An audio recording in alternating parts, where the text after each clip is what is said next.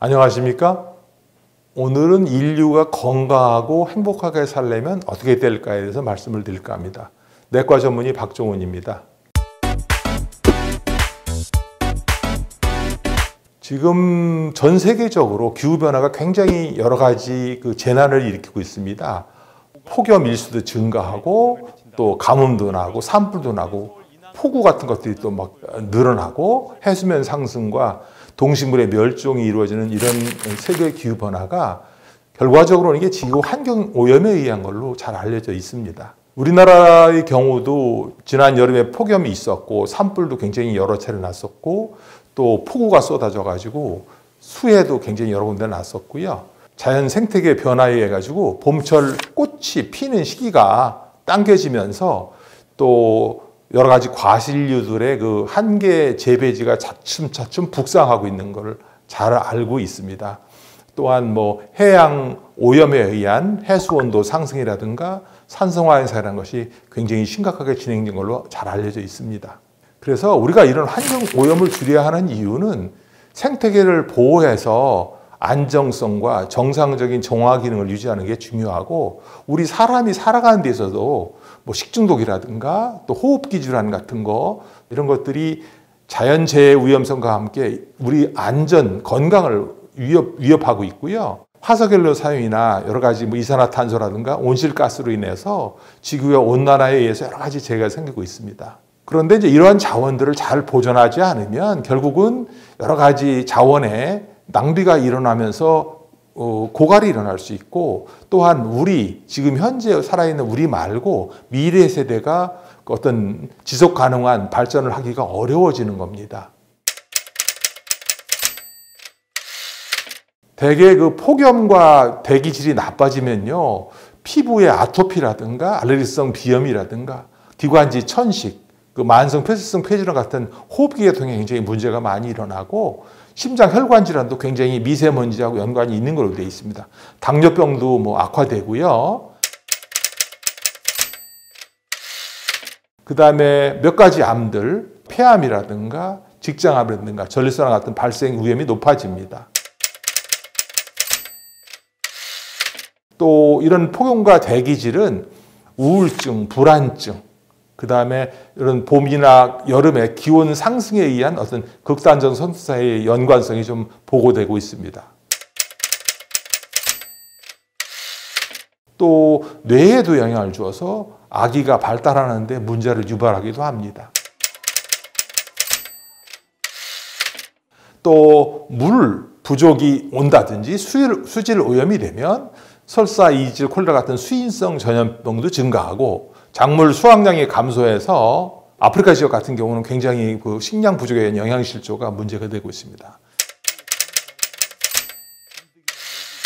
또 기후변화는 진드기나 모기 매체 질병, 말라리아, 라임병, 댕기열, 황열 같은 것들이 창궐하고 있고, 실제로 지금 아프리카 열대지방에서는 그런 일이 일어나고 있습니다. 또 재해로 인해서 인구 이동이 어쩔 수 없이 이루어지고, 이런 인구가 과밀하게 되면 위생 환경이 나빠지려 해서 스트레스를 받게 되고, 이것이 또한 정신 건강을 위협하게 됩니다. 또 이런 호르몬 교란 물질 등에 의한 환경 오염으로 인해서 프탈레이트라든가 비스포놀 A 같은 포장용 PVC 랩에 있는 호르몬 교란 화학 물질이라고 합니다만은, 이것은 인체 호르몬 이상이나 유전자 변이 등의 원인이 돼서 지금 현재 많은 사람들이 고생하고 있는 난임의 아주 중요한 원인으로 잘 알려져 있습니다. 그래서 지금 말씀드린 여러 가지 질환들이 우리가 환경을 잘 보호함으로 인해서 정신건강, 또 고온에 의한 열사병에 의한 사망 같은 거라든가 심장, 혈관 질환, 호흡기 질환, 암 발생 환자, 비만의 발생률도 줄어드는 걸로 잘 알려져 있습니다. 그러면 우리는 이거를 줄이기 위해서 무엇을 할 것인가?